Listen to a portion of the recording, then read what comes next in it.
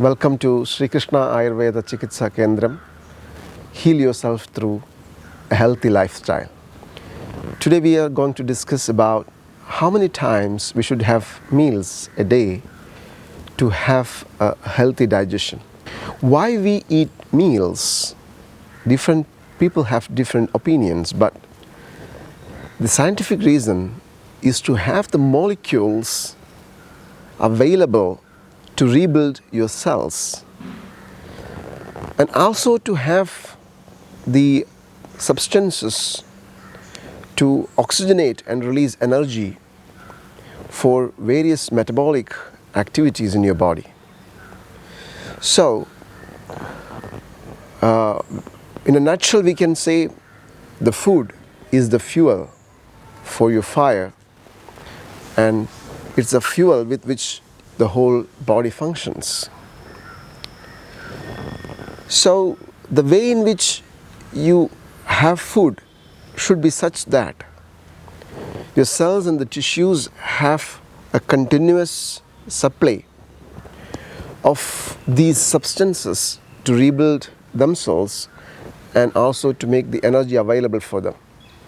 But most of the time your meals are so frequent and so closer that the whole process of digestion becomes upset. Ayurveda says we should have meals only after the previous meal is completely digested.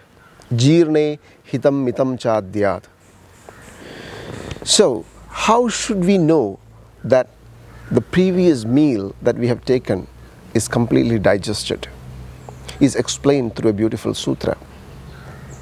The first sign is prasrishte vinmutre, which means the stool and urine is released easily.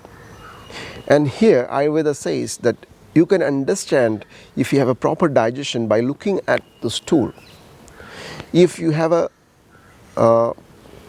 well-formed cylindrical stool which is floating in water, which doesn't have any undigested particles in it, it is considered to be a healthy digestion. So if you are using water closet, it's easier for you to check this.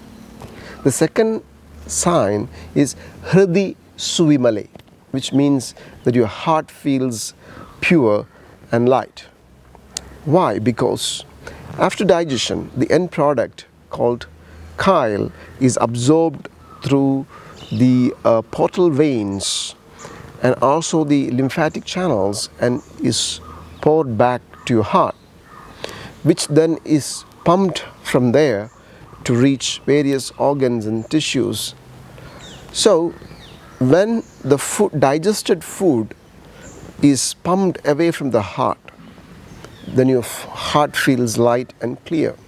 So this is the second sign that the digestion has happened. The third sign is doshe supatagi, which means the doshas goes to its own seat. So for the digestion to happen, it needs the presence and the involvement of vata, pitta and kapha. And if you have an improper digestion, you may have bloating, cramping, or burping, or even flatulence during the digestion. You may have burning sensation or acid reflux due to pitta. You may have sneezing, running nose, or spitting of mucus from your mouth when kapha is imbalanced. When you have properly digesting a food, then none of these symptoms express, and after digestion, the doshas go back to their own seats. The fourth sign is clear burp, a burp without taste or smell of the food, even a taste without acid, acidic taste or acid feeling or burning, a pure burp with just the gas is the fourth sign. The fifth sign of proper digestion is having a good hunger. So it is hunger, not appetite. You need to, most of the time we eat because we feel appetite, we feel a craving from your head. Appetite is here, it's cephalic, whereas Hunger is a feeling from your stomach of warmth and emptiness and wanting to fill again. Is the fifth sign of digestion, but yet it is not the time to eat. The sixth sign is Vata moving down. The Vata which was involved in holding and doing physical digestion, and also which was formed during the digestion, is released downward as a flatulence without smell. So this is the sixth sign of the process of digestion getting completed. The seventh sign is the Agni, which is the digestive force in your body becoming stronger. So it needs some exercise and meditation to start experiencing your own Agni and state of Agni, and feeling that your Agni is becoming stronger and stronger. This eighth sign is feeling of clarity in your senses, especially feeling a clear vision, having a clear nose and tongue. So this is a sign that your body is getting prepared for another meal. Your senses are seeking for a next meal. And the last sign is feeling of lightness of the whole body.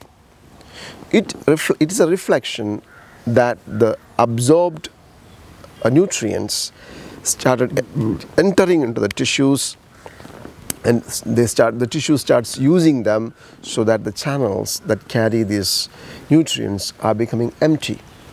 So once you have all these signs expressed, it clearly tells you that the previous meal that you have eaten is completely digested, its waste has been expelled, its essence, the chyle, is being absorbed and it has reached the target organs, and that is the right time to have the next meal.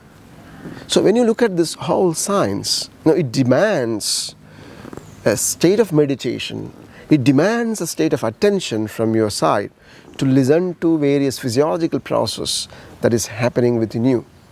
Ayurveda says you, this care is the basis of health care, and it is only through this listening to your own self and various faculties this you have, you can really preserve your vitality and health.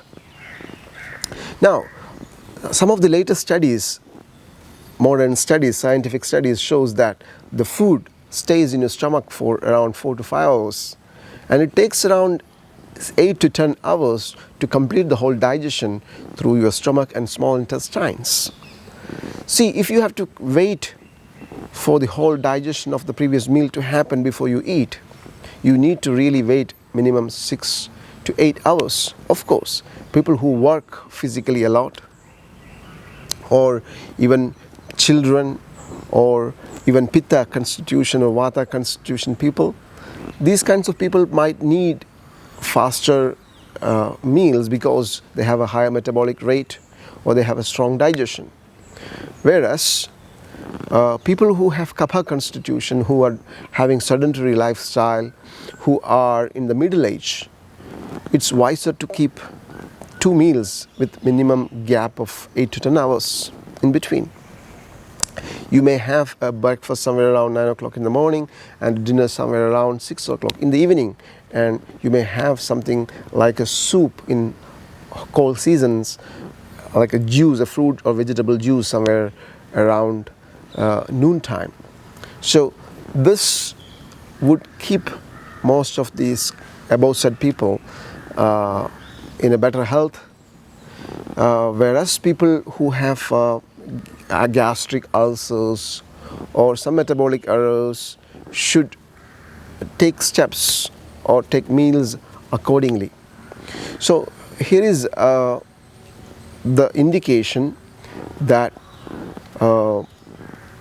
you have to listen and make sure minimum that the meal that you have eaten in the morning should not get mixed with the meal that you eat for lunch. For example, if you have your lunch somewhere around 1 o'clock and if you have your dinner at 6 o'clock, the difference is only 5 hours, and probably the food that you have had for your lunch is still in your stomach when you're taking your dinner.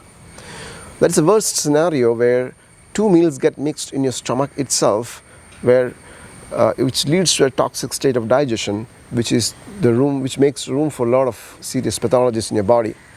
So hope this session gives you enough tools to make sure that the meals are properly placed, that the process of digestion, absorption and metabolism is happening at the right rate and speed. Take care. Namaste.